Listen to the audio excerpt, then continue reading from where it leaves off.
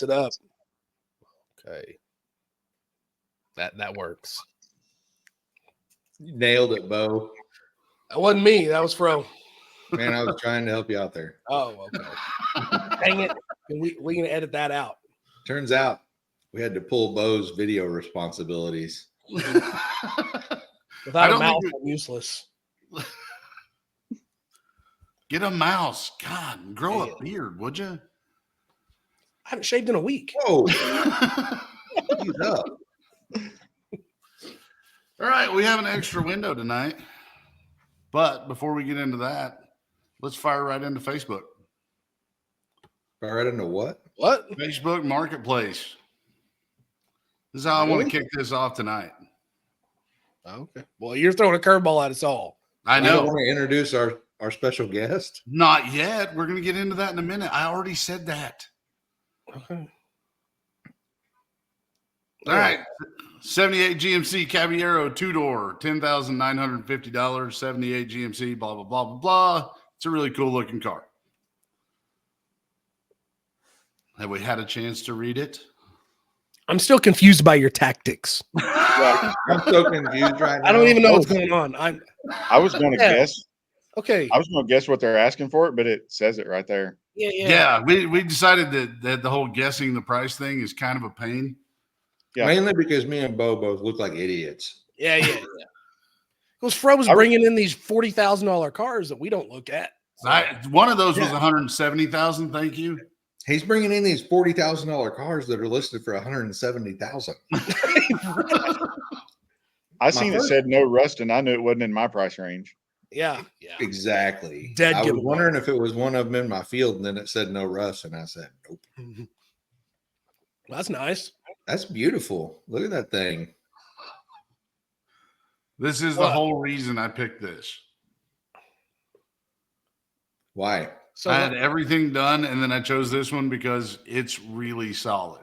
No, it is. Yeah. Normally on these, they look like crap. Okay, so what's the catch? You going to show us? Is there a fish tank in the dash or something? No? Okay. No, I mean, it looks okay inside. Why is the battery in the back floorboard? It's a good question. Anti-theft. Is that legal? I don't know. Don't get me lying. Where do you put a 12-pack if the battery's right there? I've seen Caballeros. There's room behind that battery. Okay. Nice. It's nice. Nice vehicle. Just a solid all-around vehicle. Yeah. I don't think it's price strong either. I don't either. My last ride in the Caballero, we I want to say it was a 400 small block, and we wadded rods up like they were little bow ties. we were driving along, and he was like, "Says there's no oil pressure." I said, "Damage is done. It's either the gauge are going to blow up," and then it did. Don't you hate it when you're right? You know? All right, that was the last of your good ones. Let's fire into one that sucks. Okay. 94 Ford Taurus Ranger, 6,500. This is a one-of-a-kind 94 Ford Taurus Ranger. That's 5-speed manual and the SHO engine. If you come on, man. I can see Stoney looking at this going, it's unique for sure. Does it have splash floor mats? I don't believe it does. Yeah. That would be not. I'm just thinking if I was going to meld that together, I think I'd have probably done it with a Thunderbird and made it a full-on rear-wheel drive deal. Is there I just hate picture? There we go. Yeah. I just hate that they wasted a SHO to do it. Yeah. Like it's the only cool Taurus they had. Let's cut one up. Yeah. I'll agree with that. I've always wanted one. I think they're cool. This goes back to this. This is what's people. the boat air scoops on the bed cover for? We got some stuff going on in the bed of this deal. I have no idea. I can't find anything other than the pictures you have. Oh, right wow. now. That's bad. real ugly right Oh there. man, go back to the front. Go back to the front. Yeah, that's bad. Nobody's gonna buy it if they see this deal. That's bad. That's a custom roll pan right there. No, There's nothing roll about that pan. no, that's a flat pan. That's a flat pan. Um, I Turn think that's a tail panel off a Peterbilt. yeah, so that's a Peterbilt bumper they just cut off. Yeah. Yeah. For sure. Hey, this kind of goes back to other than the roll pan. Yeah. This goes back to someone who does decent work, just has really bad taste. Yeah, the roll pan's bad. They but, do decent work. They Doesn't look grafted in that back window. Like I'd have probably found a different shape to the back window, but man, they grafted it in pretty good. It's He's there. like, hey, I got this window. This will work. Use it. Yeah. Get the window out of my mobile home. Yeah. I can only hope that this was a rear end damage wreck. It almost had to be. Okay. I think I recognize that window. I think that's out of an Airstream. It's Really? very possible. I don't know. Makes me want to buy a Thunderbird and a step-side bed. Sounds horrible. Can't help you on that one. Oh wow. No fear, lady wrenches. You're trying to get us in trouble. I will ask you to refrain from the comments that you're looking to make. No fear, lady wrenches, chrome plated in pristine condition. These wrenches have never been used. Come with a custom leather and felt backed carrying pouch. Well, I'm sure glad it's got that. Yeah. These are a complete set of standard size wrenches, 1/2 to 3/4. These are a rare collector's item. What size batteries do they take?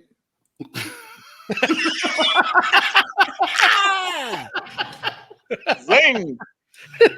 I don't even need to show you the pictures because that's the end of the show right there. Oh yeah.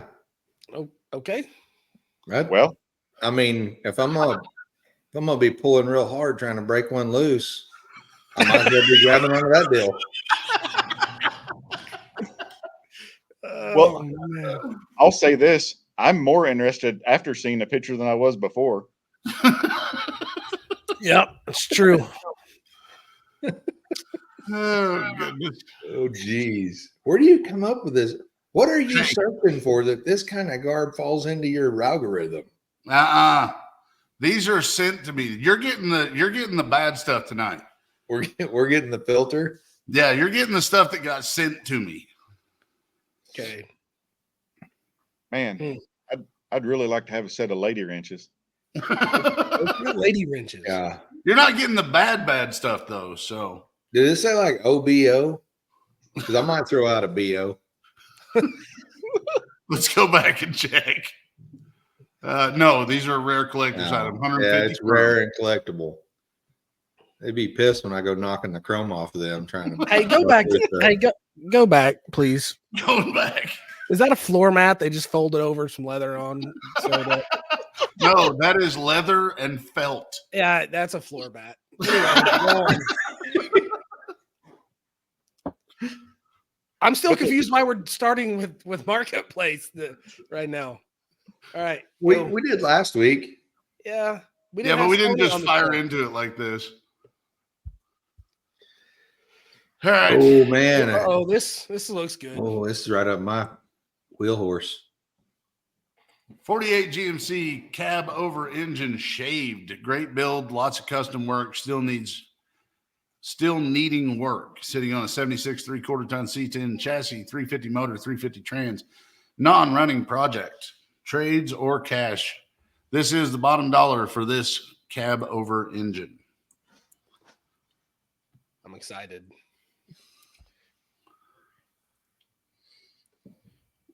Okay. The I was silent excited more with the deafening. words. I was a little too excited, I think. Hey, that's still pretty cool, but not So I'll just go ahead and tell you what it looks like. We had that whale as a checkpoint the other day. If you painted that thing blue, it'd be a whale checkpoint. Yeah. Yeah. You could just park it out front and be like, yeah, this is how we got this here. Yeah. I mean, okay. I think there should be a weight limit to vehicles allowed to have a small block. At some point, you should have to have either a big block or a diesel. Yeah. This is over that limit. This is a good diesel candidate. Yeah. I find it odd that all they did was flip a set of front doors around backwards and make that the backside of the cab. That's Well, that's they a wanted different shape altogether. they wanted to get that odd shape, so that's how they figured they had to do it. I think that's it, but let me double check. Oh, no, one more. Oh, it's got a Brock. Yeah. That's how you know it's high performance. It's high performance if it has that deal. Well, I like that you could tune it while you're driving down the road. You just put the cover off. Because you're going to need to. Yeah. With a 350, yeah, that thing is like you're not going to pull anything with it. I'd just be making it worse. I'd be messing that deal up. Kind of in the same place. All right, you'll notice we have an extra window tonight. That is Uncle Stoney. John Stonecipher has joined us tonight to discuss some topics. We kind of know where we're going with this, but God help You us do. on where it's actually going. You Yeah, know so- what we're doing, I guess. At least 25% of the people here know where we're going. I want to ask the first question and say, is it John or Jonathan? Or Johnny? My name is actually Jonathan, but everybody's called me John for years. So Really? yeah, and it wasn't ever by my choice. That's just what everybody called me. And then Yeah. like family and grandma and everybody, they always called me Jonathan. And Yeah. then, but it's I've answered to so many names, like hey you, dumbass. You know, Yeah, I got a lot of them too, being another John. yeah, I'm Big Yeah. John. I'm Little John. Yeah. Sorry. Yeah. Huh? Sorry. Lil John. Little John came out. Yeah. Big John, So- Little John, handlebars, dipshit, just whatever. so my dad's name was Johnny, so there was a lot of people that called me Little John. Yeah. And then my dad's best friend, he introduced me as his younger sister. He goes, "This is my little sister, Jonathan."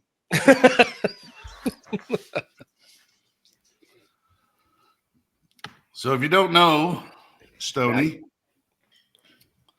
I stole a bunch of pictures off your Facebook, and I'm gonna force you to go into these before we go into our topic for the night. All right. If you know Stoney, you know this car. What's the story on this car?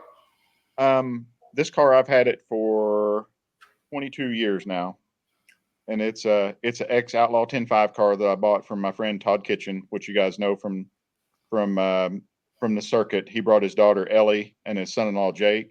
They had the white Firebird. Mhm. But Todd's an Outlaw 10.5 racer, and I had a Nova, and I met Todd, and the guy that actually did the chassis work on this car was my uncle, my dad's brother's next door neighbor, and I kind of got to know them, and I got to hanging out with them, and I just like, hey, his name's Jeff Holloway, and I was like, hey Jeff, I'd like to bring my Nova over, and I'd like to do, I want my car just to be pretty much a duplicate of Todd's car. You know, I'd like to do that, and he goes, why don't you just buy Todd's car? He goes, we're getting ready to start on him a new car, and he's trying to figure out what he's going to do with it. And I was like, okay. So they crunched some numbers together, and I actually bought it for less than I could back half my car. So, Oh, yeah. and it was, you know, and the paint and body work was already nicer. Todd's a body man and painter by trade, which the car shows. This car was actually painted in '95, and it was actually Todd's first car. So. That is worn well. Yeah. But I mean, with me, it's had a pampered life. It's always been kept inside, except for when we were doing drag and drive and race week and stuff. It's never been outside other than when we're racing. So, and it was the same deal when Todd owned it. It's lived a sheltered life. Most of its life when he had it spent a lot of time in a trailer. So But you spend most of your time at the side of the track watching people race. I've done a whole lot of that actually. Yeah. It actually kind of started before I got to know Todd. I went to the track quite a bit, and I hung out there quite a bit, and I got to know some guys that had a alcohol funny car and a NHRA comp eliminator roadster, and I just got to hanging out with them, and I just went to work on the cars, and they just put me to work, and I I learned quite a bit with them because even when you do things wrong, you learn. So we, It's the only time I learn. yeah, but that's you can learn as much that way as you can doing anything. And with the alcohol funny car, I was the youngest guy, and I was the guy that could heft the starter around. It was one that you had to put the starter on the blower, and then that's with Boo. Me and Boo, we've traveled all over the country and raced stock block and several of the Rocky Mountain Race Weeks together. So this is a thing for you. You tend to be at the track regardless of whether you're racing or not. Absolutely. Yep. If there's two cars going to run side by side, I don't care if they're 7-second cars or 15-second cars. I want to be a part of it, but I want to be with the one that's going to win.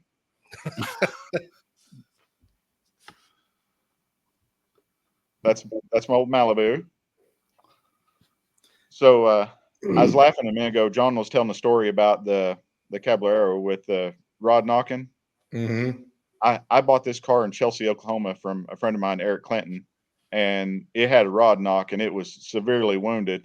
And I just beat on it and it just didn't break. So finally I just pulled it out and I had this big block sitting around. So I threw it in there to go do the circuit with and just had a good time.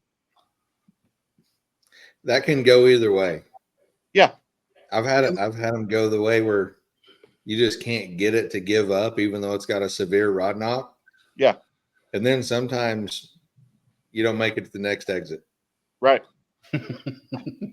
My shop is a quarter mile from the house, and I can't tell you how many rips I made in this thing, at least 5 or 6, and it just didn't it just wasn't going to break. I mean, I'm sure if I just run the thing out for miles wide open on the floor, eventually you're going to break it. But like I made several good rips in it, and like all the way up into a third gear shift in it, and it wasn't breaking. So yeah, it's gonna hang on. Yep, and that's so that is my friend RJ. That is here at we had a local Christmas parade here in Kansas, and I have that chair here in the shop, and I went and bought a Santa suit, and RJ's a big dude, and I said, dude, we got to go be in the Christmas parade. Will you ride in a Santa chair behind my car? So, yeah. What motor was in the car when he did that? When he did that, it had the 6-liter that's in it that I just took out. It was in there, and it was blowing fumes right on him. It was carbureted then. That had to be horrible. Oh yeah, he was sitting there sucking it up like. I was just sitting here imagining me in a suit behind John's car, going, "That's not happening. Not happening. I'm just recovering." Carburetor. Yeah. Yeah. His throat would be really sore after that day. Yeah. Learned my lesson. Okay, so me and my dad, we had a different sense of humor. So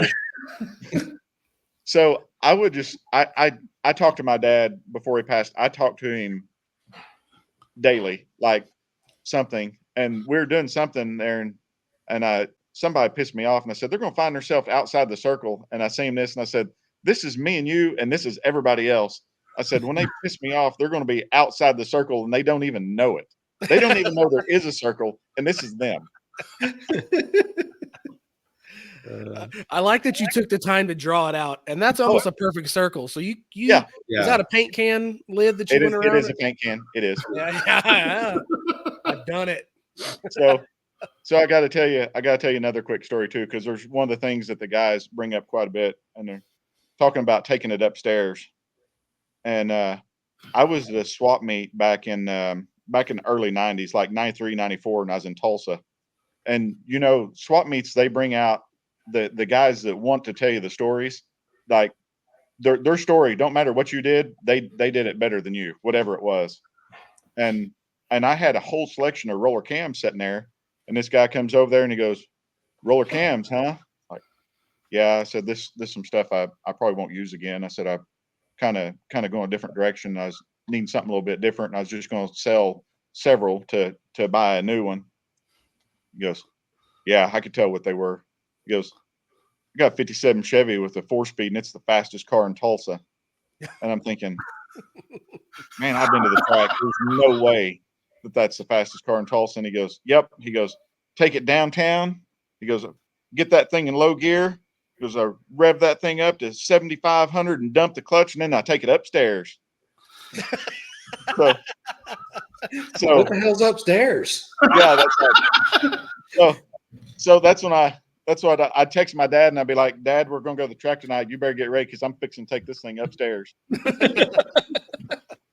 So me and Dad are at the track, and I'm driving his car, and I make a couple passes in it, and he goes, "Man," he goes, "sounds like you're really turning this thing hard. How hard are you turning?" I said, I'm turning it 81, 8,200. And he goes, "Oh, he can't be."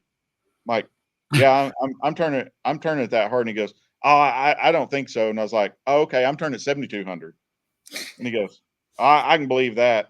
So I go and make another pass, and I come back, and the car had a recall tack in it. He goes over there and hits the tack, and it's 8,300. And he goes, "Holy cow, you're turning that thing 8,300?" And I'm like, "Dad, that's where it runs. Like it's a 350. Like it's got huge heads on it, and that's where it runs, and it's fine there." And he goes, "Oh, no, it's fine. I just didn't know it was that much." And I'm like, "Man, 10 minutes ago, I could have swore that I told you." I was like, "Don't worry, Dad. I took it upstairs." That's so when did you start really getting into the drag and drive stuff? So my want started probably around 2005 or so, about the time they first started doing the first drag week. I used to go every year to Memphis to the NMCA finals, and that later become the fastest streetcar shootout that Hot Rod Magazine did. And then I also went to Super Chevy at Memphis every year. And then I went to 2 of the pump gas drags in Memphis. And I was just a poor, dumb, broke kid, you know. But I put together the money to get the Nova, and I started rounding up pieces. And in like right after I bought the car, my first son was born, and it's just like that was, you know, Yeah. it is what it is. I gotta, as John says, I gotta do some adulting for a while. Yeah. So it took me 10 years to get the car put together the first time, and I got the car done and took it. I was really close to making Drag Week 2013, but we went to put my motor on the dyno, and it had a Dart Merlin block, and where the oil pump drive shaft and the distributor go through, they had drilled from the top and drilled from the bottom, and as offset, and the distributor wouldn't go in it. Oh, So we geez. got my motor ready to go on the dyno, and we had to take it all back apart and had to get a new block. So it took until I think I got the motor back like in January or February, and then my car was in chassis shop prison for a while, and I went and got it and brought it home, and me and Dad and some friends, we finished the car up, and I made the very first pass in my car. Is on my 40th birthday, is September 6th of 2014. I made my first pass in the car, and then that Sunday we left on Drag Week day 1 of 2014. Nice. So I had probably 14 street miles and 6 passes in before I did Drag Week on a car that just finished building. Like now, that's not a big deal because I know the car works and stuff. We can swap the motors in and go take the thing. All we're doing is tuning. But that time, it's like the car had not been down the track at that point for 10 years, you know, as far as like, you know, shock settings and torque converter and fuel system and new car bugs and stuff. So It's a lot of stuff. a lot of stuff. A lot of stuff. And we actually day one, it locked up the master cylinder went out and locked up the back brakes halfway to Wichita. So I pulled over beside the road and I found a nail and I took a file and filed the nail until it would fit in the AN fitting. And I took the back brake line loose and stuck the nail in it and tightened it up and drove it to the next town to a parts store to get a master cylinder. It's what it takes. Yeah. And then I took the master cylinder, the bolt pattern wasn't exactly right. I didn't know the questions were going to go here. I would have put the picture on here, but there's a picture of me with a hacksaw cutting out the bolt holes on the master cylinder. And I'm holding it on the trailer and cutting it with a hand hacksaw. So, and that master cylinder is still on the car and the brakes still work great. That's the kind of stuff I'm scared to death of. Hey, go ahead, bro. I'm not crafty enough for like the roadside fixes like that. I'm like, just call AAA. Let's get this done on a trailer. Let's take it home. When we were working on your car the other day, like right before you pulled the small block out, like the day before we pulled the small block out, we got the small block running better than it's ever has in its life. Yeah. And we were doing the rotor phasing deal, and he went like 3 different colors that day. He's like, this is not normal. It don't match the sheet. We got to stop. It worked. And at one point, oh, look, a bunch of blood. At one point, he was like, I'm not comfortable and I'm nervous. And I don't know what he said, something to that effect. And he said something about, I get angry when I'm nervous. So I've gotten way better about that, but I do. This is the thing about it. You made your car what it is. Yeah. It didn't make you. You made it what it is. Yeah.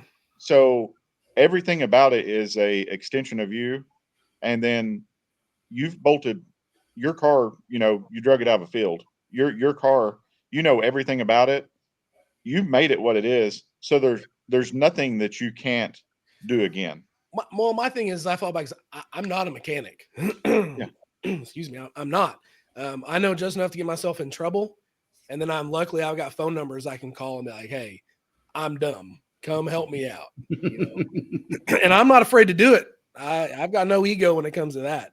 But is everything not that way? I mean, I have people that I call, depending on what I'm working on, you know, hey, I've got a motor here right now that actually belongs to me. And the other night I was setting up the shaft rockers on it, and I've got one valve that is probably 30 thousandths off. And I called Jimmy and I was like, dude, what is this? Like, I said, I don't know if it's the retainer or if somehow this valve is a different length or something. I said, this just isn't going to work. I'm going to actually have to, like, this motor's together. I'm going to have to pull the heads back off. I didn't build them, but I check that stuff as you go. And then now it's got to come back apart, and I may have to put valves in it or a different set of retainers or something, because it's not going to work how it is. Yeah. So while we're on the topic of calling your friends when you need help, one of the things we wanted to talk about tonight was co-drivers and co-driver responsibilities. Yeah. Yeah, because hold on, let me interrupt you real quick. No, please. Because every once in a while we talk about drag and drive stuff on this show. Not very often. Not often. Every once in a while. We usually talk about car show stuff. Usually. We're more lawn chair and cooler guys. Hey, speaking of car show stuff, have any of you guys seen Fro's car? No. I don't know. What's been I don't know what you're talking about. It's so weird that he has no idea what you're talking about. Like queued up. I knew he had to have it queued up, so Yeah. Weird. I'm just waiting for an intro. We'll get to that in a minute. Oh man. Right now it's time for the very limited drag and drive portion of the show. No, so we talked about drags. You actually comment on one of the YouTube videos. your comments, we talked about co-drivers, and you made a comment about how, as a co-driver, we were talking about different classes, A, B, C, or D, or calling out groups by, you know, all in a big block or all in a small block, calling them out like that. We discussed that a little bit. And you made a comment about, you know, when I co-drive for people, I'm there, I'm watching, I'm telling the driver who I'm co-driving for where they're at, what their competition's doing. So that kind of sparked a conversation with us. I'm like, man, we've talked about drag and drive stuff a ton. We've never one time even touched on any kind of co-pilot stuff. And there's a lot. And once we started talking about it, there's a lot to it, you know, a lot more than we even, you know, I guess, I don't know. I have only done one event, couple events, I guess. John's made the comment that Doherty, I'm sorry, made the comment that, you know, he's done a bunch of drag and drives, but it's always been his boy with him, helps him do the tires, and he's out, you know, kinda, you know what I mean, at the track. But there's a lot of stuff to it, to a good co-driver. Yeah. So we, you know, it's where you come in. Like, man, who knows more about it than you? You've been on more drag and drives than anybody I know. You know, That so somebody was saying something about that the other day. I've done 21.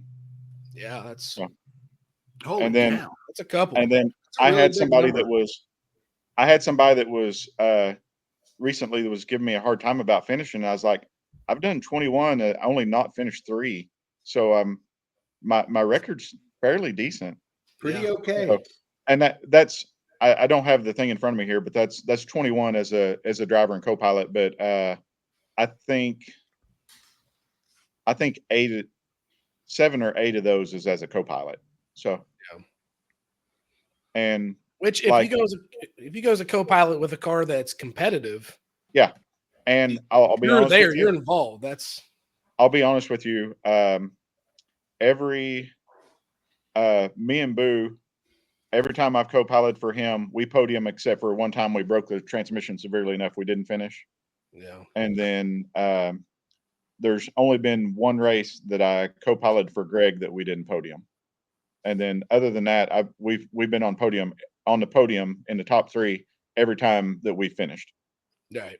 So. Well, and we kind of talked about the difference between co-piloting for a car that's like when you took your Corvette. Yeah. You know what I mean? 0. Your co-pilot would be, you have less things to do than your other car or Doherty's car. You know, Yes. those kind of co-pilots are going to be, because they're more competitive. Not that your Corvette wasn't competitive in the class you were in. Oh, it wasn't, but I'm just saying. I knew going in. My thing was the Nova wasn't in a position for me to take it, and after the circuit, I knew it had some stuff going on. I just didn't have time to mess with it, and I had some business stuff going on, and trying to start my own business and everything. So it's it made it where I was very time limited this year, even though I still did. I went to the circuit, and then Rocky Mountain Race Week, 6 Summer, and then Coder, and then the couple days that we went to 666. Yeah. So still done several events this year, but I was still time limited on what I could devote to having a car ready. Well, we've kind of talked smack on Plan B cars in the past. Corvette's not a bad Plan B car. I'll be honest with you, the Corvette, it was the best option I had at the time to be able to go. But and I knew going in it wasn't going to be competitive, so it didn't bother me to just go and have a good time. Plus, I really wanted to keep my veteran status because I went with Rocky Mountain Race Week. I've only missed one race because I had COVID in 2021, and then I had a DNF in 22, and then 2.0 this year are the only races I've missed since 18. Yeah. So, well, I mean, what are some of the most important things you think with a co-driver? Because, like I said, we talked about this. Doherty's been to plenty, but the more we talk about the co-driver responsibilities, John's like, crap, I need a co-driver. You know what I mean? So like when me and Boo go packing and unpacking the trailer, prepping the car, and then like we decide who's going to do what before we leave, and then especially because because we're always trying to be in a position to podium. I keep track of what all the other cars in the class run. And when we're running rowdy, it's not like an index class like when I'm racing with Greg. You have a car that can come out of the blue. They might, on day one, they might have a bad day and run a 580, and they run a 520 on day two. And they go from not even on the screen to being in the hunt, Right. So I usually keep track of what all the cars in the class run. And a lot of guys, they'll see me. A lot of times I carry a hand sized notebook with me and I write down what all the guys run. And then I know most of the guys and I watch how their car leaves and this and that. And I'm like, hey, I think he's still got some in the bank. He looks like he's leaving a little soft and really airing it out on the backside. If he decides to get with it down low in the front, I think he's still got some in the bank. So we need to do this. Or, and then the other thing. Watching the pass, maybe recording the video on the pass, sharing Yeah. it with them. Oh, yeah. And then another important thing, like with Boo, until he had eye surgery, Boo couldn't see at night. So I drove. Yeah. And then me and Boo worked really good together because I would drive and he would actually navigate. So and Boo's actually a better navigator than I am. I end up navigating a lot of times because I just choose to do it, But Boo's actually a great navigator, and me and him we traveled really well together. And crazy as what everybody else does, most of the time we didn't make any plans on where we were going to stay or anything. We just winged it because if we had issues with the car, I didn't want to have a room reserve that was 250 miles away from where the cars broke down, and then we're trying to figure out, what we're going to do. Yeah. So no, that's like when Fro has went with me, that's how we've done it. We kind of have an advantage. We traveled together for work years ago. Yeah. And we were limited to how many hours a day we could team drive together in these box trucks we were driving. We still were under, DOT stuff. I had to carry logbooks and everything. So depending on how many hours or how many miles we drove that day, we kind of we winged it. We found a hotel on the way or, whatever. But, you got to figure in for that kind of stuff too. I think John's set up to camp out wherever. Yeah. And I just throws up a tent wherever. I'm fine with camping, but I got to have a shower in the morning. Like we've slept under, I've slept under a pop-up. I've slept out on the ground. Yeah. I'm fine sleeping, but first thing in the morning, we're taking a shower. Doesn't matter. Agreed. Like together? 100%. Yeah, absolutely. Don't act like you've never done it. So when like when me and Boo travel, I usually drive the whole time and he navigates. And when I go with Greg, Greg drives with hand controls. So he's taught me how to use the hand controls. So if we have an emergency, I can get us somewhere. Yeah. But he usually drives from the point we leave the house until we return to the house. He drives the whole time and I navigate. Yeah. And then usually with him, we'll get somewhere in the vicinity of where we think we're going to stop, and we're like an hour or two out, and then we start looking for a room. Me and Boo, we might be sitting in the parking lot calling inside to see if they have a vacancy. Yeah. It's like, okay, I'm tired, pull over. There's a hotel. Let's see if they got a room. Yeah. Greg, usually we'll say, hey, I got another hour or two in me. See what's in this town that's an hour out and see if there's somewhere. And then it needs to be somewhere that's accessible for him, because that's one of the things that is not, it's different because, we've had rooms where he couldn't get in the room, like his chair wouldn't go through the door or the couch was in the way or stuff. So it takes a little more thought. But right. Greg's also he's actually a more serious racer than Boo. So like he wants to know, like he races an index class, so he wants to know, okay, what everybody else run. Okay. And then like the first day, you got to keep track of all the cars that run a something. And then by day 2, they start to dwindle down a little bit. By day 3, usually by day 2 or 3, you got like 5 cars that you only have to watch instead of watching the whole class. Because by that time, if somebody's run a 10 something on the first day, they can't run negative numbers to get their average down. So, but he wants to know who's in a place to knock us off, and then, it's keeping up with that. And then also, I try to be mindful of, hey, Greg, have you ate? Hey, Greg, have you drank something?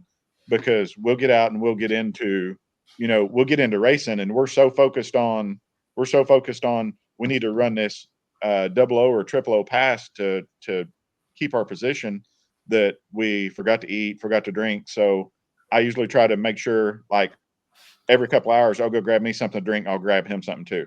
And Yeah. then like when I get to the point, like I get to a certain point, I've got to eat no matter what. But before I try to get there, I'm like, hey Greg, have you had anything to eat? Do you want me to go get you something? Yeah. So, because that's something Boo can Boo, it's different for him because, if Boo starts getting hungry, he's, sugar gets low and he's all kind of, but Greg being in the chair, I can't, his mannerisms are different. I can't tell that he's Right. stumbling around and, so, and then it's just different. So like, I try to be mindful of, hey, have you ate? Have you had something to drink? You know, you good? Not too hot, and there's been times where I was hot, so I know he was hot, and I'm like, "Hey, do you want to take a break?" And he goes, "No, I'm beating on it. I'm beating on this car until." And there's one of the pictures I was going to send you, Fro. It's we're up north, and we were the last car down the track, and we're the only car in the staging lanes. It's just me standing out there with Greg's car, and we're standing there talking, and we're the only people in the staging lanes. And like when we're in contention, I can't tell you how many times we're the last car down the track because we want every single pass that we can get. And I got tickled. 1320 come over on 666, and we actually led for 3 days, and they come over, and they're questioning him and stuff, and then we had a bad day, and we went from number 1 to number 6 in a day. And we got home and we found some issues. The car had actually broke a shock mount, and had some other issues, and we just couldn't get the car to work. Like a little tiny change, the car would take a huge swing. Like what a change that should have made like a couple thousandths would make almost a tenth.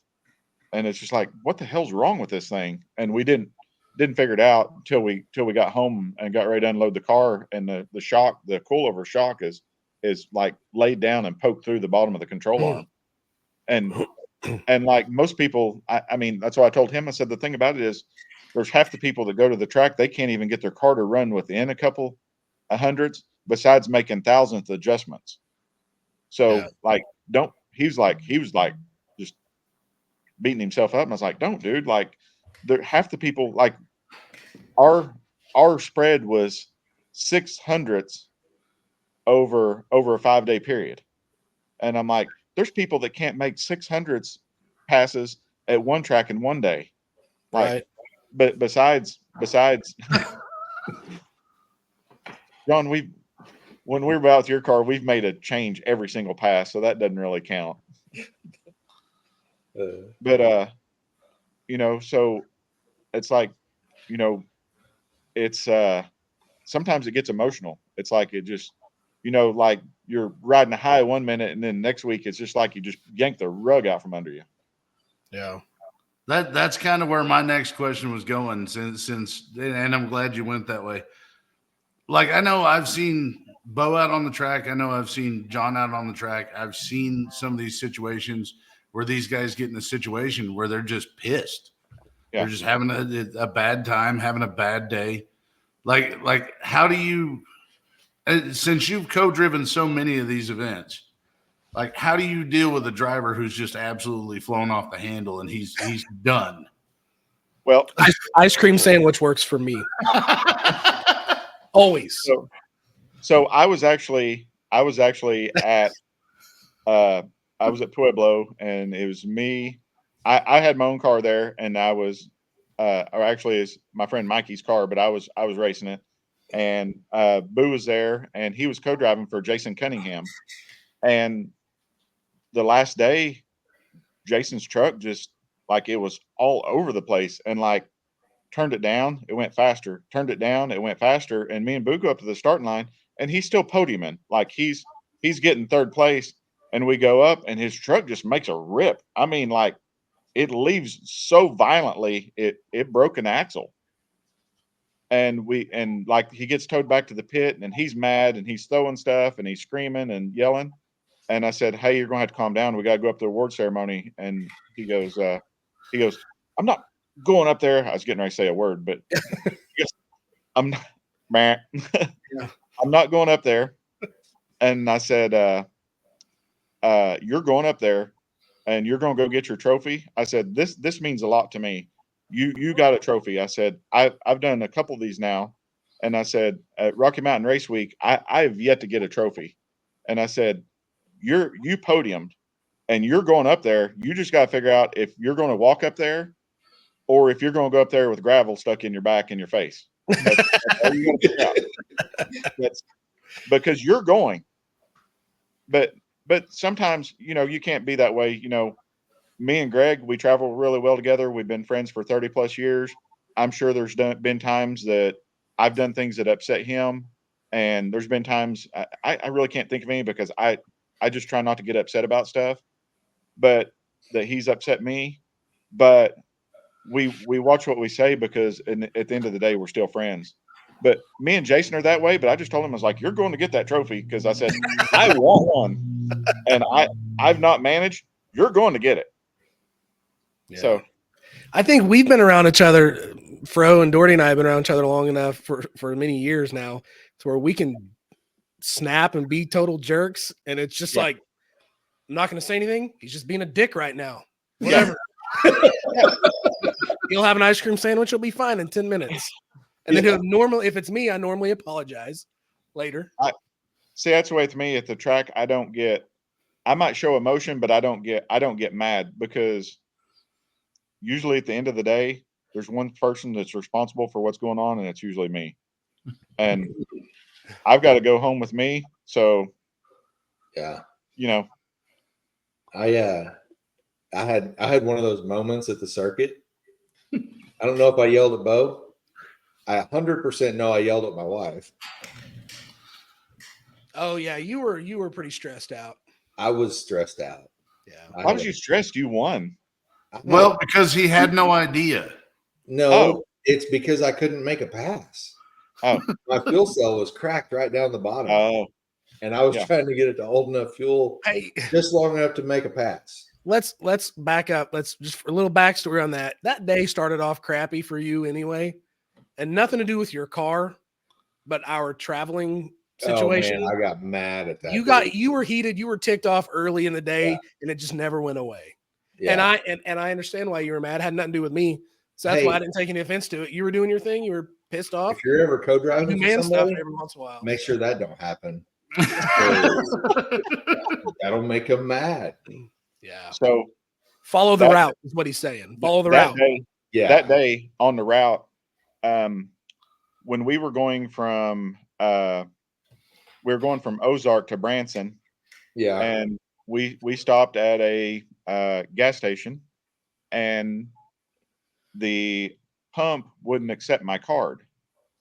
So I went in and I said, I'd like to go ahead and like get my fuel out there. And I said, "You can hold my ID or my card or whatever." He goes, "I don't do that." I was like, "Okay." He goes, "Well, how much fuel do you want?" And I said, "Well, I don't know." I said, I'm going to put some in some jugs, and I'm going to put some in a car, and I don't know exactly how much I need. I said, I'm going to guess I need 17 gallons. I said, "So however much that is." And he goes, "Well, it's not like I have a calculator." And I'm like, "Really?" And my son-in-law, Aaron was outside. He missed all this, but my son-in-law was with me. And like when that fired off, I was just like mad. Like I was like, "You're the gas station attendant. I'm purchasing a service from you.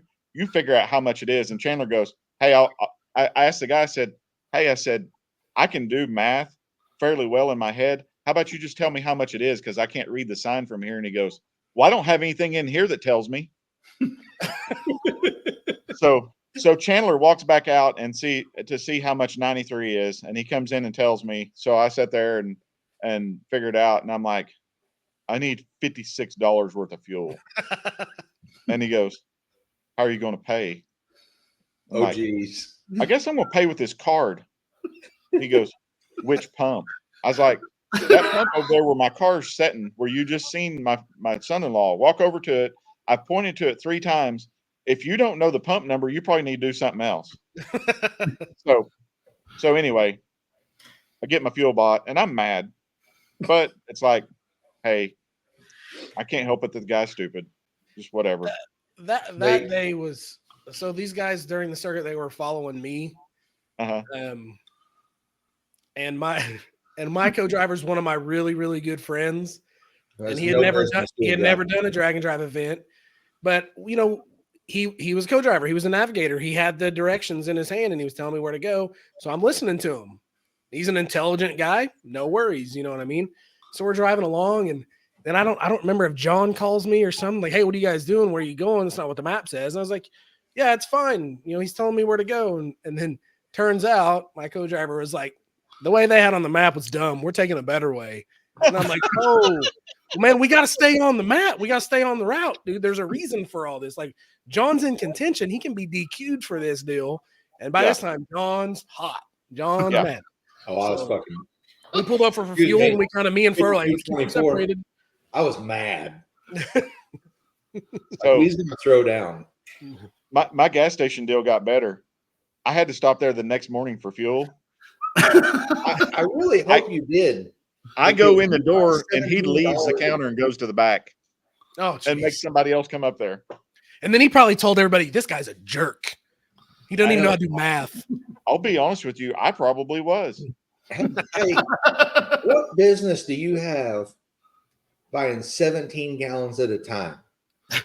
When I walk in at a gas station and they're like, what are you gonna get? And I'm like, I don't know, 70 gallons in the Nova. Yeah, you should see the tank in this thing. Between the Nova and my trailer. Yeah, I got to get to the next train. Man, I hope that gets better for you. Man, I do too. That sucks. I think it has to. I don't think it can get any worse. So, but yeah, the main thing we were thinking about on this is I know I've been co-driver for Bo. I've kind of co-driven for John. It's the main thing. Like, we go up, change tires, and it's pretty well done from there, because I don't want to mess up how these guys have things set up, how these guys want to handle things. Well, we never talked about it though, and now you as my co-driver, you helped me put the slicks on and put the street tires back on. That was the extent of your co-driving. Yeah. The one time you said, hey, man, you want me to drive for a while, was only because the sun was on you and you wanted in the shade. That's the only time you wanted to trade to drive. They ain't no AC in that car. I know. So, Bo, as you figured out, John's exhaust is less than desirable. Oh, man. And I've had the same issue. So Narks was riding in my car and he's like, man, this thing's really gassy. I'm like, yeah, it kind of is. He goes, what happens if I fall asleep? And I'm like, I drop you off at the morgue in the next town. He goes, you're not going to stay? And I'm like, I didn't die. Get tough or die. And I couldn't help but laugh. There's pictures of different people. Chandler rode my car and he was ready to get out. My son-in-law, he rode my car for about probably 40 miles and he was done. And then another friend of mine from over Fayetteville rode in it, and there's a picture of him getting out of the car and he's just like, I think his throat had something going on with it. And he was done. Narks has already decided that I don't think he's in. And then my car actually used to have a different name, but my wife renamed it the gas chamber. She said, you're going to have to do something. We're going to die in this thing. And I was like, she goes, I can't believe you've actually been driving this thing for like, that was in 19. So I'd already done like 3 dragon drives in the car. And she goes, I can't believe you can actually live. So It's fine. The trick is No, you just hold your arm out like this and catch some air so it comes up your arm and hits you in the face. so Kind of circulates it around. driving Boo's cart worked out really great because it's got a hood exit on the passenger side. So the E85 fumes blow right in the passenger's face. So obviously I want to drive. Yeah. So it works out good. And the other weird thing about it is if you've ever ridden in a turbo car that has a hood exit, you can see a heat signature like what you see behind a jet. And it really, like if it's in front of you, it really messes with your vision. Like it completely jacks you up. So, and then you get some E85 fumes blowing there, and then it's like John says, the penguin shows up. Yeah. It's like, Hello, Mr. Penguin. It's too damn hot for penguins to be running around here.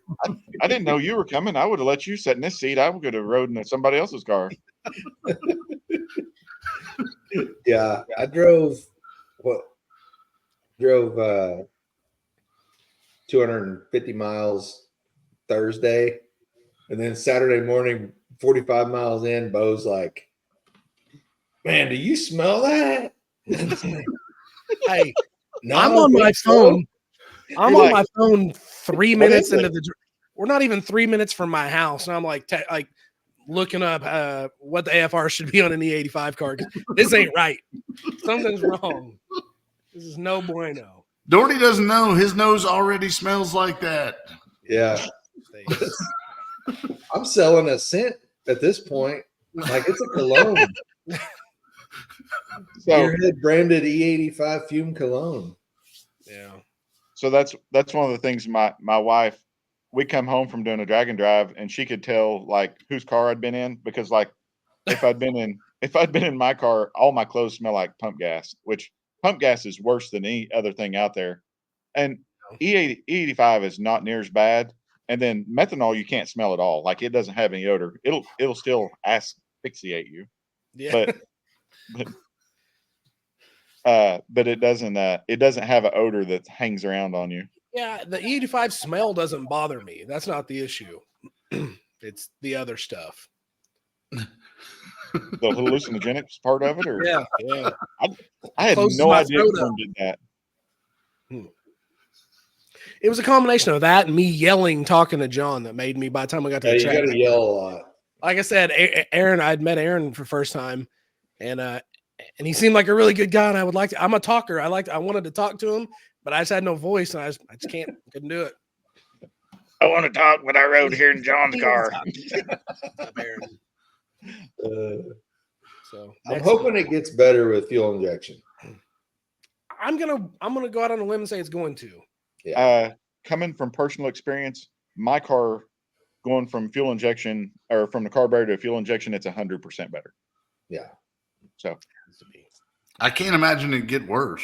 That fuel injection's not going to allow those AFRs to stay that low. the only thing the fuel injection didn't fix on mine is it's still loud. Oh man, I couldn't tune the loud out of it. it does get loud. I'm excited. I'm ready to be part of that club. I want to be loud. It's gonna be loud. You just Hey, yell back and forth. My neighbors already kind of don't like me anyway. They're going to be real ticked off here in a few months. Hey, it's funny because his neighbors don't like him, but they love me. They do. I show Every up, time yeah, go ahead. unload my car off the trailer, go horse around and stuff. The guy comes over to talk to me about the car. I've lived here 3 years. He never talked to me. He comes over and brings me a whole garbage bag full of shop towels. It's like, who's this guy, Bo? I don't know. He hates me. I don't know. He won't talk to me. Maybe that's a Nova thing. Yeah. Yeah. Well, there's been a couple different neighbors. He's got one neighbor that come up and he was like, "Hey, I used to have one just like this." And then he looked inside and he's like, "You took out the best part." I was like, "What's that?" He's like, "I had the best time in the backseat of my Nova."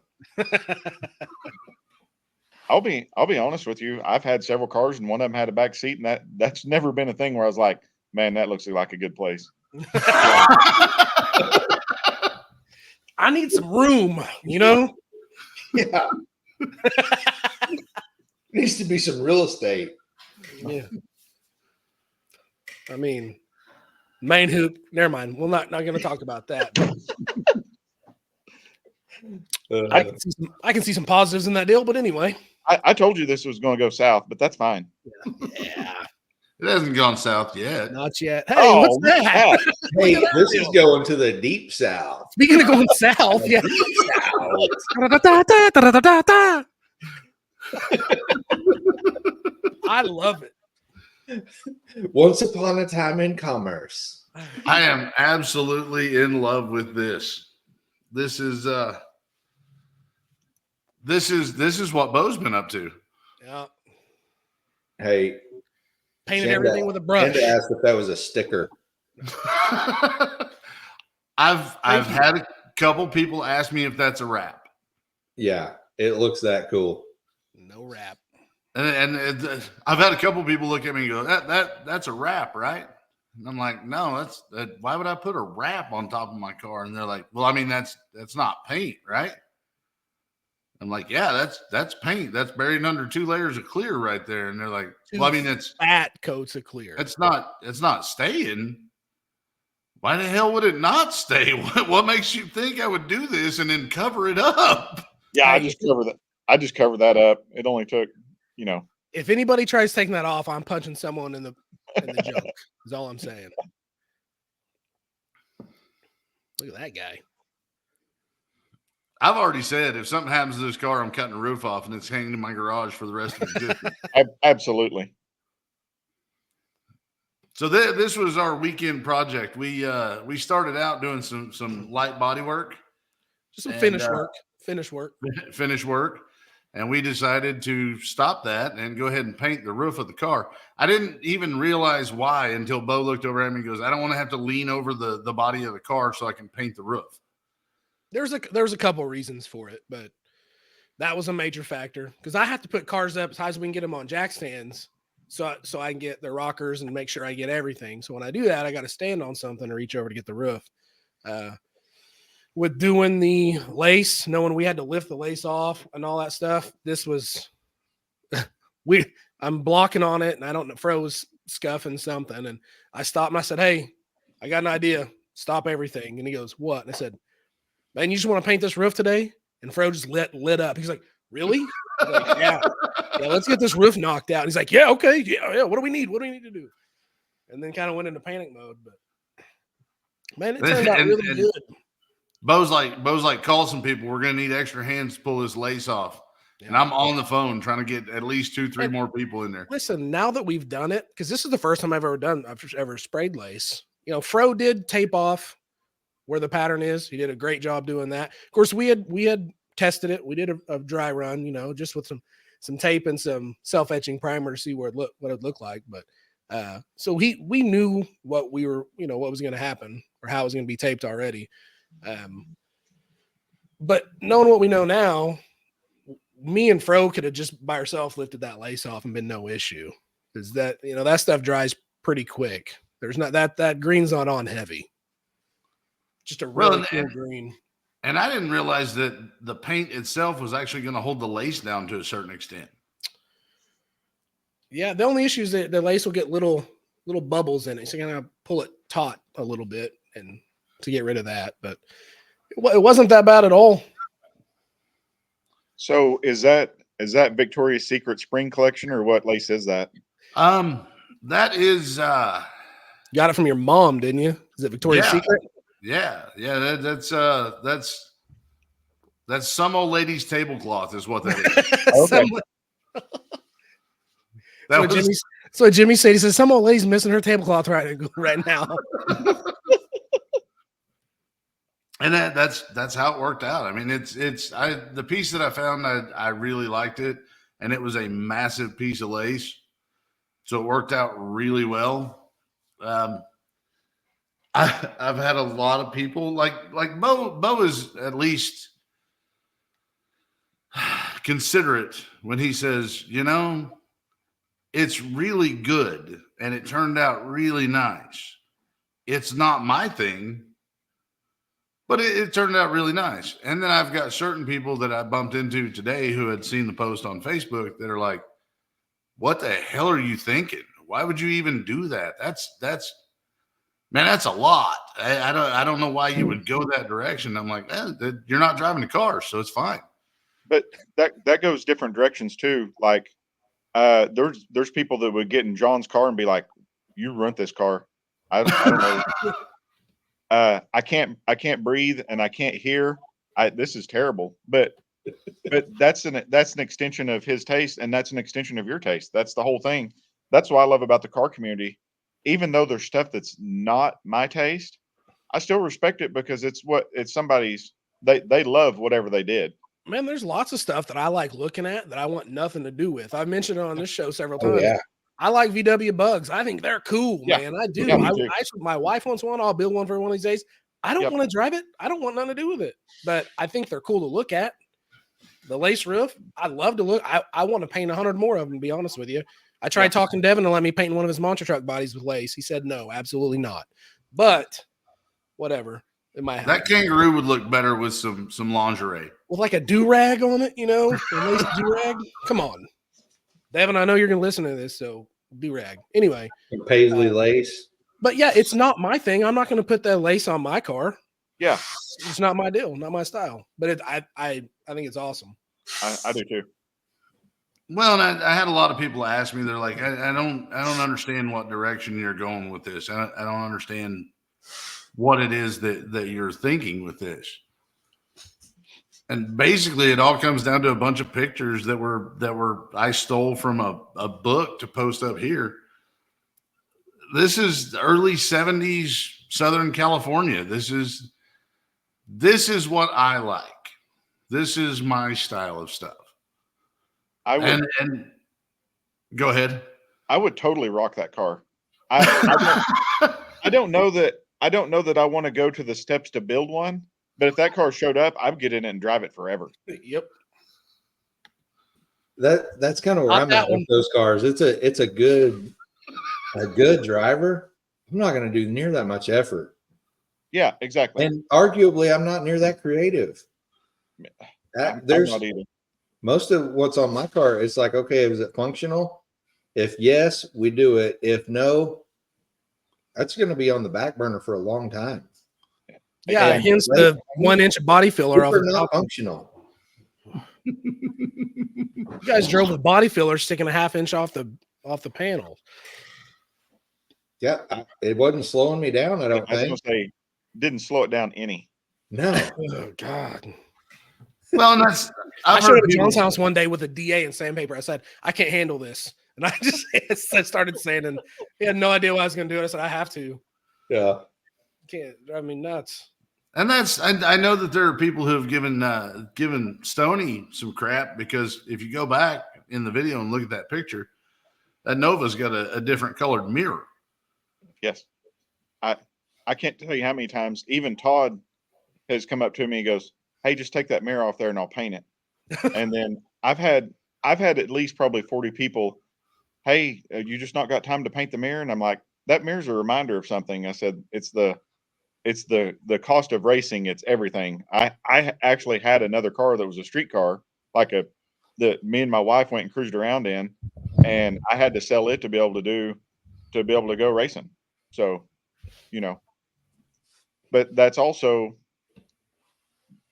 probably where I'm at right now, because when I was 40, I would have sold every single thing I owned to make one event, and I did it. And now, like, it's 10 years worth of stuff I've accumulated, and it's like, if I miss one event, it'll be all right because there's 3 or 4 more of them, or there's next year, because I've got some stuff that I really enjoy and I've always wanted. And it's like, I would rather, at this point, I'd rather have the stuff than one race. And maybe even my racing is maybe a step not as serious as what it used to be. But like, I'm still making plans. There's a class that I want to go try to set the record for. But I'm not willing to say, okay, I'm gonna get rid of my Corvette and both my Camaros so I can finish this deal, so I can do that. I'm just not at that point anymore. When I was younger, 40 and younger, the other stuff would have already been gone, and we'd already had the parts ordered, and we'd be working on getting this deal done, and we'd be testing next week. But I'm just not at that place anymore. Hey, not to change the subject, but you mentioned 3 or 4 more events. I got to ask your opinion on something. Yeah. What's your thoughts on Rocky Mountain Race Week combining events this in 25? There's no possible way I would miss that. You're gonna miss it? I can't. There's no way. So my question: Are you gonna take a car? Or are you just gonna go watch? Because, I'm taking a car. Okay. Yeah, I've took the Corvette this year so I could be grandfathered in for next year. That's the whole reason for taking the Corvette. Because if it wasn't for wanting to do the 10-year, I wouldn't even worried about it. Like, I didn't do 2.0 because I got so hot on 1.0, and I've been in the South Texas area in September. It's hot, like hot like I don't want to be that hot. Right. So, and I'm working on a deal where I've got something that's got air conditioning to try to do some drag and drive stuff with. That's not the Nova, because there's some guys that have won class and have serious cars that have air conditioning, but I feel like there's a point there that, like, if I added 40 pounds to my car right now, it's not a podium car now. It's going to be less podium car. Yeah. So, I'm trying to figure out how to make the car go faster, and adding 40 or 50 pounds is not the way to do it. Right. I can honestly say there have been a few people try to tell me how I could get air conditioning into my car. Yeah. And I don't even, it's like they're speaking Chinese. Yeah. I do not understand. What are you talking about? I don't even understand right now. Well, and like I've had conversations with other guys, like Booze talked about putting it on his car, and then Alan Murray actually has a removable unit in his car that actually you can pull out of the car. It goes in below the package tray and blows to the back. And then me and Jimmy talked about taking a cooler, filling it full of ice, putting tubes out of it, and putting a fan on it. And then I've got one in here, right? I've got one right now. Little swamp cooler. Yeah. And I actually think that would work.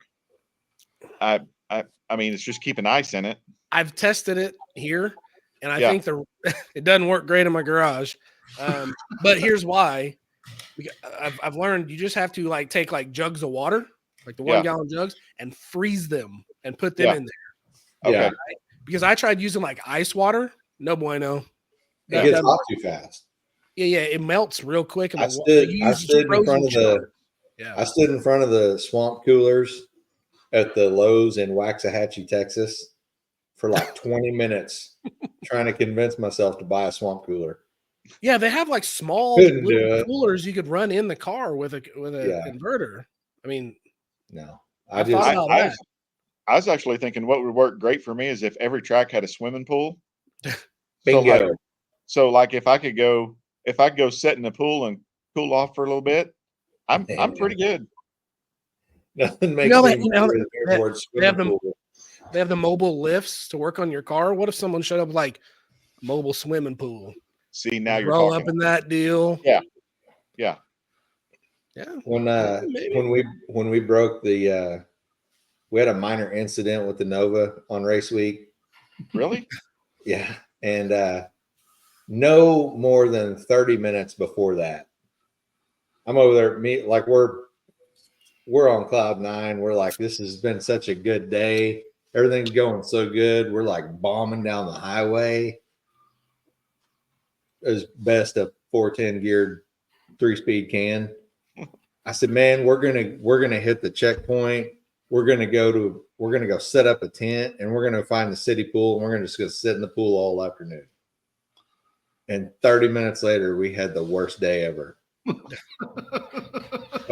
So hearing that guys sat in the pool in Texas really don't sit well. We had big plans. Sorry, I'll not bring that up again that I sat in the pool in Texas. I'm just so happy for you to have gotten to sit in the pool. we were so excited about sitting in the pool and then didn't. So, I just feel like we need to record a show from a pool in April during the circuit. oh, I'm down absolutely. like 4 flats. Yeah. Let's do it. I'm in. Somebody call Narcs. We're not go-karting at this one. We're going to the Just pool. a Yeah. pool We're party. going to the pool. Not the kind of topless we were thinking, but it'll do. It's a pool. I'm not taking my shirt off. Oh, You're lucky I have one on between April and September. Half the Yeah. time John doesn't wear one while we're recording. So I'm just going to tell you, I wear sunglasses, and this is why. You can see that line there. Yeah. yeah, See how that screen whited out? Yeah, that's how much. He's got all the white. Yeah. not me. I just Zero turned- chance he's going to have any lace on his car. No. Hey, Fro got in his car the other day to move it because I had to touch up Jimmy's port. Anyway, Did Fro he got get in out his and call car. you essay? No, he got in his car and he goes to start. And I go, Fro, his windows are up, and he stopped. And I said, "You already look cooler. The car makes you look cooler." He goes, "I know." All right. Stoney, All you right, got anything to throw on the end of this? Just Some words of good. wisdom, some bright, Agreed. shining light at the end of this. you guys don't want to hear any of the words of wisdom I got. It's usually something stupid. Hold on. I want to go back to the race week deal where they're both 2 events in one. Yeah. How do you think it's gonna play out with running? What he's trying to say is, AM do and you think PM. it's going to be a shit show? No, it's gonna be, but it's gonna be glorious. I feel like. I think it's going to be great. The only thing I feel like my regular co-pilot duty of making sure that my driver is hydrated and has something to eat. I'm going to need to do that for Adam Dory to make sure that he's like doesn't starve to death and get dehydrated. Could you Yeah. imagine announcing it, Yeah. it's probably going to be 10 to 12 hours in the tower. They And then talk about- Hey, they we need to talk get him a about like kiddie they're pool. doing it split, like one does the day and one does the night. okay, so they're going to do that with the But- announcer too. You know they're not going to be able to do that. That's Well, what they're talking about. But and then what about the guy running the tree, the starter, the burnout box guy, Man, that's going to be a You know, long day. and you can't tell me that there's certain things that June does that she's the one that knows how to do it. Yeah. Like Mhm. she's gonna have a long day. Oh yeah. Like, and then Matt, I know that there's been times where I had something that like fired off in my head, and I go say something to Matt, and I could see in his eyes it upset him. I'm like, damn, I wish I wouldn't have said that because it was really, I was upset a few minutes ago, but it's really insignificant what I said. I shouldn't even said it. But okay, so imagine instead of half a day of that, a full day of that, and then you have an 8, and then you don't have 300 racers, you have 600. Yeah. And then when you have 600 spots at one race, there's going to be a lot of people that have, most of the people that do this, they do both of them. Like either them and their co-pilot, like me and Boo, we switch duties. Like when they started 2.0, we'd do 1.0 in his car and I do 2.0 in my car. I went to both races, but so man, there's going to be so much crossover and so many cars and so many people. I feel like there's going to be people that have never done it before and they have no idea what's going on, and then they're mad because they either missed something or they didn't understand how something worked, and then the first thing they're going to do is fire their mouth off, and we know how that's going to work.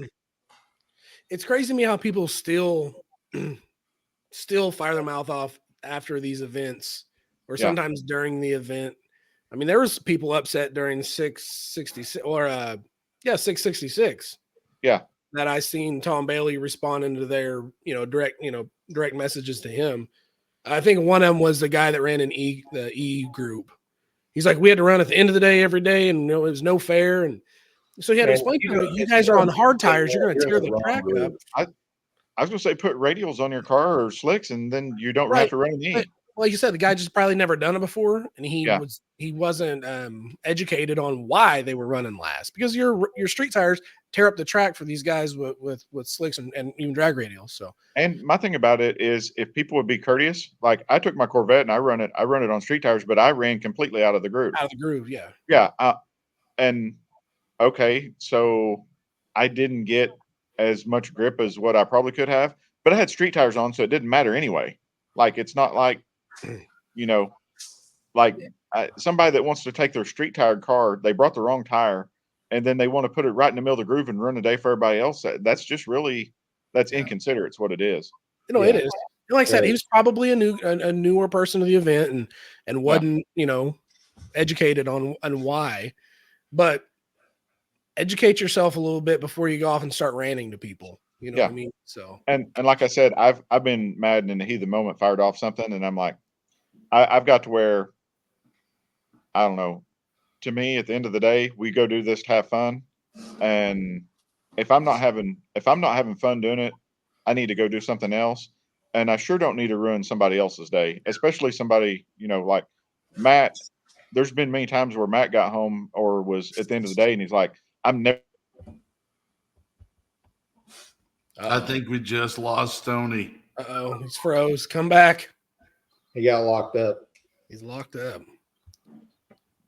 Oh, that's bad. Matt was like, stop. He just collaborate and listen. Well, we'll see what happens here. Yeah, we'll give it a minute or two, but regardless, man, thanks to Stoney for coming on tonight. This has been an awesome little talk. Very educational. So, because we do this to each other, and Stoney's one of us, I'm just going to go ahead and knock this out. There we go. And you're welcome, sir. His phone just went dead too. I'll get that sent over. He'll be back on here. Let's give him a minute. So, I know we're trying to wrap it up, but let him get back on here. And I honestly kind of banked on this show going about a half hour longer than we normally do. Man, it's one of those deals. We could sit and talk all night long if we really wanted to. We've kind of sped through some stuff, and we kind of not hitting things that we probably should be, and it's how it always is. And I think it's one of those things that we can always come back to. We can always have Stoney back on, and kind of. He jokingly recommended something the other night, as far as like let's call it an educational video. Yeah, I don't know if we're supposed to talk about that. Yeah, that's not. Oh, I'm not going to go any further, but I'm just saying, like, I think we should work on that with him and help him out. I think some of the stuff that I've learned tonight, it would be nice to have that, as part of a thing. Yeah. Yeah, I don't know of how, on the that is. Well, I know. Trust me, I know. But I'm there. If that invite's for real, I am there. In it to win it. Yep. But I feel like John? tonight was a good show. Yeah, John, after seeing pictures of the lace, I know you don't want lace. Yeah, we're not gonna lace the Nova. That's not Come on super. Now. That's like super not happening. Man, the pictures don't even do it justice. No. I said before, and it's weird because like 4 different people sending me pictures of this deal, and I'm like, man, the color looks different in every picture. I just want to see it in person. It's better in person. It is. Yeah, that picture's pretty good right there, but that's not in the sunlight. That's on the shop lights. Yeah. And your mom's not missing that shirt at all. Tablecloth, man. Oh, tablecloth. I didn't know. I thought it was, yeah. God bless. Don't start with the Al Borland jokes. I don't need that stuff right now. She will find you, man. You don't want to mess with her. I think you're already on Mama Me Hearing shit list. Just so you know. Really? I What did I do? You pick on her baby, okay? I do. I do. Well, I'm the good son right now because I made the Fairlane look pretty. Yeah. She was very impressed with Bo's work. She's happy to see the car come back around. You know, to say that, I kind of did you taped it off. You taped the stuff off for the All you did was shoot it. Hell, I could have done that. Well, I mean, I did All you got to do is get that gun going until you got a good puddle, and then just drag it. Like welding. Yeah. You want to get a puddle and then drag it. Well, everybody during that deal, the guys that were there were like, "Man, it looks blah blah blah blah," and I'm sitting there going, "Man, that bodywork turned out pretty awesome." You know what I mean? Like that's what I'm looking at the lines, and I'm like, "Man, I remember what that roof looked like before, and there was no bubble to it. It was creases and flat spots all over that deal." That's the truth. Like it turned out really nice. Like I'm pretty happy with it. So, Uncle Stoney is about to come back. Let me see. There he is. Sorry, I lost power to my internet source for a minute. It happens. It happens. We weren't gonna quit you, but no. Now you've had some time to think about it. Now you've had some time to kind of absorb the fact that you've been around the three of us all night. So now, what are your words of wisdom? What are you dropping on us? Make sure your power source for your internet is up before you enter. Small tire, big tire. Oh yeah. It's funny. My car is actually a big tire car with small tires on it. So my car's actually got full tubs in it, and we used to race it with a 33 10.5W on it, and then I've had 32 14s on it, and I just put a 28 10.5 on a 12-inch wheel up in it one day, and I was like, that's what I want. Yeah. But then I say that, but I look at John's car with 14-inch wheels on it and W's on it, and I'm like, maybe that's what I want too. Big tires. Hold on, here's another question though. Kind of 28 on a 14 is where it's at. I googled it. Yeah. So not that big tire racing is dead, because it's not. Yeah. But small tires kind of where it's at right now. Yeah. It kind of doesn't look like it's slowing down either. But is big tire gonna ever? I mean, because right now, how many events are there just small tire only? All of them. You know, well, that's what I'm saying. Are we going to see big tire make a comeback and be as big as it once was? All right, so we're getting ready to start hour 3 of the podcast. Okay, sorry. No, so small tire. I can give a quick answer. I don't think you will, because the potential for a big tire car to go fast is so much greater that it makes it where it's not affordable for the average Joe to do it. Like for, you could take and any big tire car should go into 7s easy. Like I got a car here in the shop right now that I'm working on. It'll probably, if it won't run in 7s NA, it'll be really close. But it's not that you have to have a bunch of power. It's just that the car is so expensive. When you have to start out a deal with like me and Boof had this conversation. We've looked at some cars, and we thought about trying to do like what they did with Nicky Bobby with Uncle Sam. We can go buy a $40,000-$50,000 roller and then put his drivetrain in it, and we can do a 6-second car. But the 6-second car is not near as enjoyable to go do stuff in, because you're talking about a full round tube chassis car with 10 in it. It's louder, it's stinkier, it's everything that we don't like about the cars that we have worse. Yeah.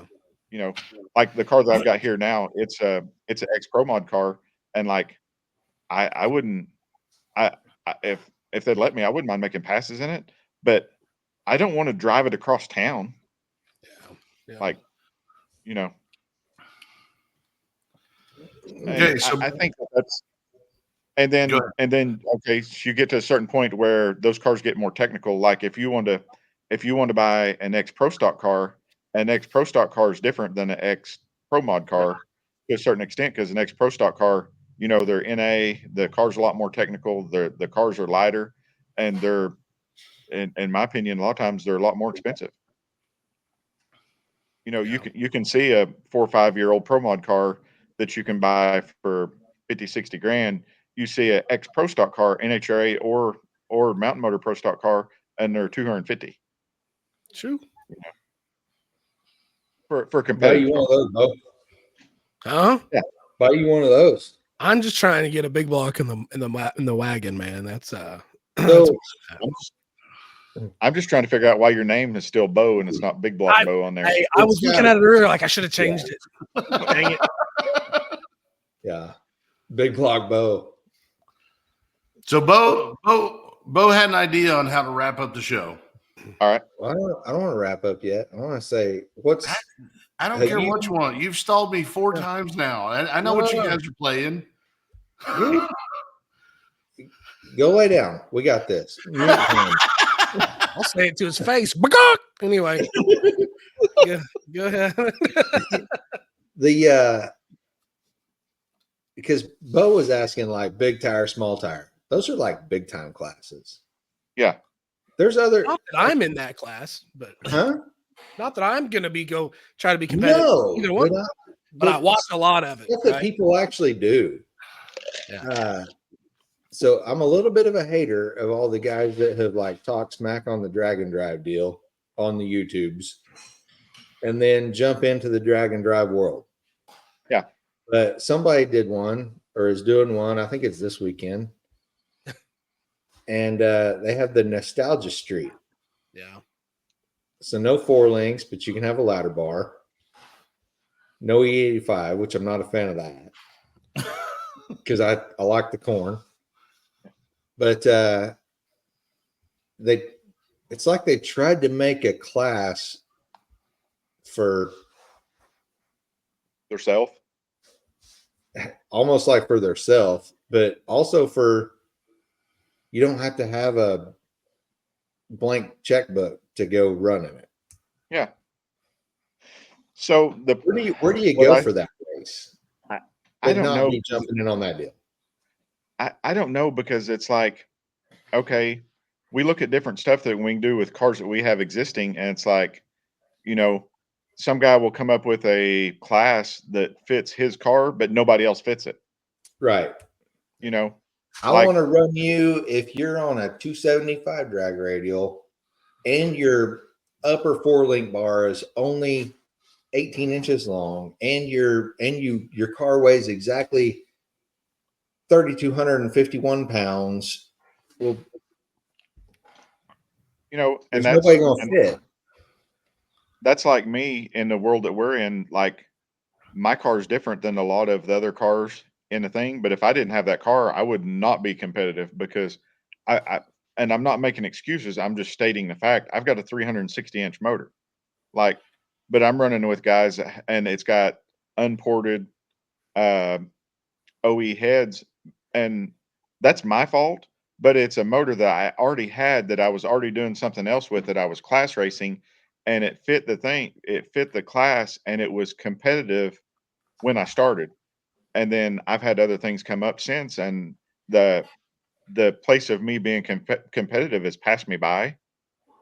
But that doesn't mean like, okay, I want everybody to run a Black Nova, and it has to be an X pro stock or Outlaw 10.5 car, and it has to be 4-link, and you have to have a Smith front end, and it has to that's what I like about Matt's rules for small block NA. You look at and big block NA, you look at the diversity of the cars, they're all over the place.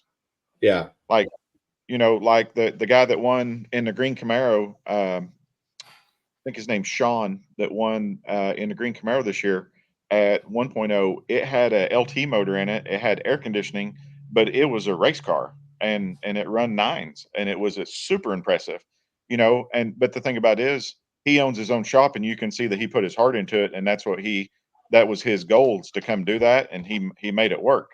But he also didn't make his wife melt down in the passenger seat. Am I going to put air conditioning on my car? No, because I'm trying to figure out how to buy another set of cylinder heads. You know? Yeah. Well, there's going to be one more NA big block car at the circuit next year. Because you know what we're doing here at Gearhead Perspective, sponsored by Pickard Performance Coatings? We're making NA great again. We're making NA great again.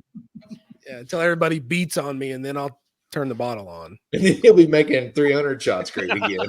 Well, me and John had that conversation. I told him, I was like, where we were at, we could have had a top 5 to top 10 contender in his car if we just sprayed it, Yep. And I had all the I've stuff in my house to do it too, every bit of it. And That's not where my heart's at. yeah, oh, I know. And then I've been fast enough in Jimmy's truck, and it was super drivable. It's a flat top 400 that you could drive anywhere on pump gas. And I've been low 580s in it. It's not. It's the truck itself is race cars, but the combo is more than streetable. Yeah. That's what I'm going for. Like my combo is going to be 91. I mean, pump gas. 91 pump gas and fender exits. Fender exits would be cool. We're just gonna do this is where good ideas come from, Bo. No, don't. Hey, y'all got me in this situation. Don't make it worse. Remember that time Bo was like, "No, I'm not doing big block things." No, you're all crazy. That's for other people. I'm telling you, 45 minutes, hey, man. Hey, I will say this: it has got me in a position where I'm about to have like a pretty nice piece of a big block. You know what I mean? Like it's gonna be a pretty good deal. And you're gonna have a car that needs a cage. You're gonna be like, yeah, I know. I'm trying to budget that deal right now. That's crazy. So it's okay. We'll make it work. All right, Doherty, do I have approval to wrap it up? If Ro's leaving, we can just continue talking. The only thing is, I just don't know what he's going to do about censoring it. Bro's got 13 kids to put to bed at this point. He's like, I can't stay up. Oh man, hey, the lace makes sense now. Oh, it does, don't it? He's like, sorry. I sure love that lace. All right. Love. So, Bo, hold on. Bo had an idea. Oh, did I? Yes. Usually not very good. Since we since we are kind of got our idea for this from listening to the Chief and Sean show. At the Chief and Sean show, they would always ask some stupid questions. So here's 3 stupid questions to wrap this up with Uncle Stoney. Race car that does street car things or a street car that does race car things? Well, I'll tell you. I've had more fun with a stupid street car and went and did race car stuff with it. My 4-door Malibu was terrific to drive, but it was not fast. I mean, I went bottom 11s in it, but like nasty trailer burnouts, and it was just terrific to drive. I say that, but then here I am. My car's a race car. There's no 2 ways about it. It's a race car. It's not a street car, but I drive it on the street. So I had more fun the other way, but I'm going to stick with I sold the one car, so I'm going to stick with the race car doing street car things. All right. Good 60-foot or big mile an hour on the top end? Yes, both. All right. Currently, my car just 60 foots. It doesn't do anything else. Man, your car's so pretty in the first 60 feet. Yeah, I really, and the thing about it is, there's sometimes I'm sitting here at the shop. I'm like, God, I hate that thing. I wish somebody else would just come give me some money for that thing, and I never had to see it again. And then I take it to the track and it does a wheelie, and I was like, did you guys see that? Hey, if the finish line was at 3:30, would it still be fun? Oh yeah. That's true. Where all the fun's at. That it is true. Yep. All right. Final question: Hooters or Twin Peaks? Hooters. I'm 50. All right, ladies and gentlemen, good night. It's been fun. Good night. I love everybody.